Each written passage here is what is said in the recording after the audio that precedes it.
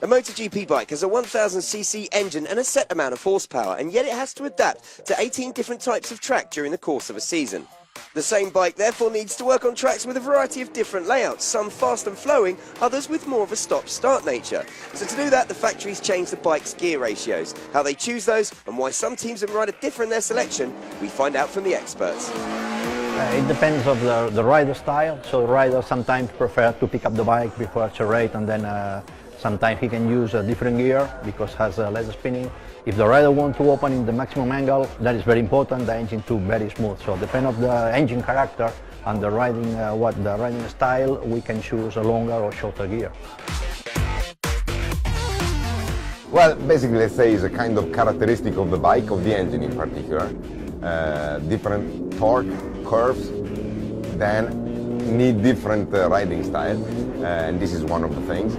Can also be sometimes the rider with the same engine, they do different things because of the riding style. A rider that brakes harder and has a slower corner speed, use maybe a shorter gear. So it's a question of riding style and characteristic of the engine. Now really with the seamless, this is an advantage because the biggest difference with the normal gear, with normal gearbox, is now the bike don't move when shift up. So normally the riders with the standard gearbox, they need to pick up a little bit the bike because if they shift up in the maximum angle, it's possible to crash, possible to have some movement to upset the bike.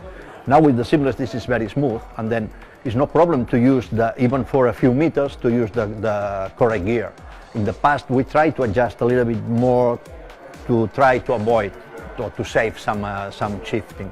Now it's no problem, so we can, if we believe, okay, we can use for 50 meters the better gear, we do, and it's not a big problem. Of course, depend track on track, then usually we have all the data of last year, and because since few years we are on the same rules, more or less. I mean, it's a 1000cc bike. This gives to the engineers and the riders a good feedback, and from year to the other it's difficult to change a lot. He likes to start to open on the middle of the corner and then depend on the exit. So for sure the torque, if the RPM are lower, is more smooth. But the problem on this engine, this is very, very powerful. So when the rider pick up the bike, then the power comes suddenly. And then it's important to make also the traction control, to make everything to avoid the big movement on the exit. So for sure the riders that like to be on the maximum limb start to open, they need the bike smooth there. The riders that pick up and then open, so they just rolling during the corner and then they pick up and opening, is more safe because they have a bigger patch, bigger contact patch, so they can open, can say, more aggressive. So for sure for Jorge, it's good to have a very smooth engine character. This is what we're looking for.